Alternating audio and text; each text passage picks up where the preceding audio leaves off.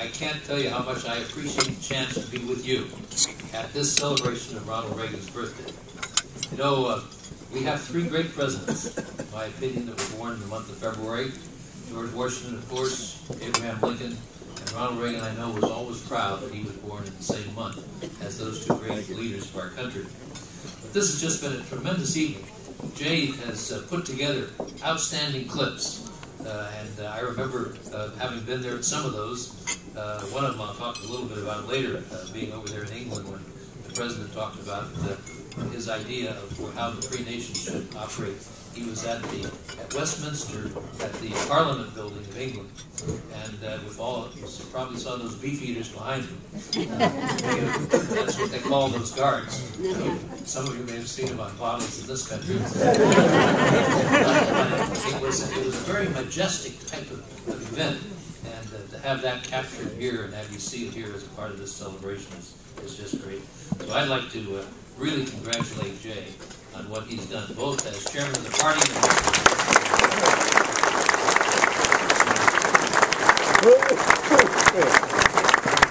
and I also appreciate all the dignitaries that are here tonight.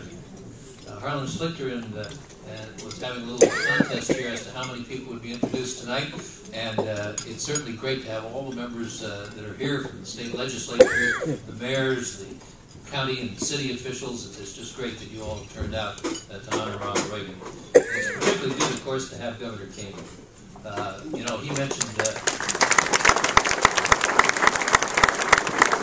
he was kind enough to mention that I'm continuing to do a few things, but he certainly is also continuing to do a few things. His chairmanship of the 9/11 Commission and the work he's been doing on preparing our nation to be able to deal with the current threat and future emergencies is outstanding. I have the privilege of serving on one of the groups that he chairs, and he does an excellent job. And as he said, during the days of 1980 and 1984, New Jersey was one of the very important states. At that time, I also want to mention one of my friends who was here at that time and was one of the leaders, Ray Donovan. Some of you may remember Ray. He was one of our really great people from New Jersey. I can remember at least one very famous evening at a place called the Fiddler's Elbow, where we had a Reagan rally, and it was quite a dinner. The reason I remember it is we had a lot of people who wanted to say good things about Ronald Reagan. By the time it was time for Ronald Reagan to speak, it was 11:30 at night. But it was a great evening. And of course, New Jersey came through for Ronald Reagan in 1980 and then again in 1984. And I certainly will remember that with good thoughts about your state. You know, there's a lot of things I could just pick up off of that you've seen here tonight. But I would like to talk a little bit about some observations about Ronald Reagan that I think contribute to the idea of the legacy, which was illustrated so well by the ranch. And those films are really important. What they said there about Ronald Reagan, the fact that to him, the simple life of the ranch was what he enjoyed the most. And while he worked very hard in Washington, he was able to get to the ranch about 2 or 3, almost 4 weeks at various times during the course of each year that he was president. And that was the way he recharged his intellectual batteries and his emotional batteries so that he could carry on as he did. Most people have thought when presidents leave, they look far worse than when they started.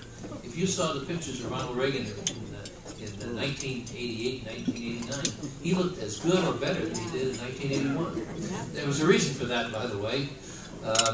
His idea of physical work is what you saw him doing there. And that was the way he got his exercise up until 1980. And in 1980, of course, he had to campaign around the country, and so he never got back to the ranch very much during that year. And so when he took office, he was not quite as fit as he actually had been normally. And so after he was recovering from the gunshot wound in March of 1981, as you remember, the doctor suggested he start a regular exercise regimen. Well, Ronald Reagan is such a disciplined person that he did. He brought one of these weight machines into the White House there, brought in a treadmill, and every night he would work 45 minutes to an hour. He would work out in the White House. it was during the time that the nightly news would come on. And we always accused him of taking out his aggression on a treadmill and weight machine. But he actually, by the time he left office, he told me in 1988 that he had added a full inch to his chest musculature and a half an inch to each of his biceps. And that's why he was looking so good when he left office. But the ranch was really a key to his ability to continue on in what I think most of us would agree is one of the toughest jobs in the world. But there was one thing that I've always gotten a kick out of, particularly when I see the pictures of Queen Elizabeth, Margaret Thatcher, Mikhail Gorbachev, and those people at the ranch, because I wondered what they must have thought as they came over the hill and looked down at that ranch house. You know, Margaret Thatcher has a place in Chequers when she's Prime Minister. You know, the Queen of England, her idea of a vacation place is Windsor Castle. and Mikhail Gorbachev had a dacha in the forest there outside of Moscow. And they must have wondered, what was this for the leader of the free world to have this very simple ranch house? That was his idea of real relaxation. So it was great to see these pictures of the ranch. We really did a great job of telling you about the Young Americans Foundation. But all of us who had the privilege of working with Ronald Reagan over the years are extremely grateful to the Young Americans Foundation for stepping in and saving that ranch. It could have gone to developers, it could have gone anyplace else. The Young Americans Foundation, it is now a continuing legacy, and as she pointed out, the Reagan classroom, in effect, the ranch classroom in downtown Santa Barbara, continues as a place where young people can also go and the public can go and see replicas of different parts of the ranch and that sort of thing. So it is a great tribute and will be a lasting legacy of Ronald Reagan to preserve that aspect of his life.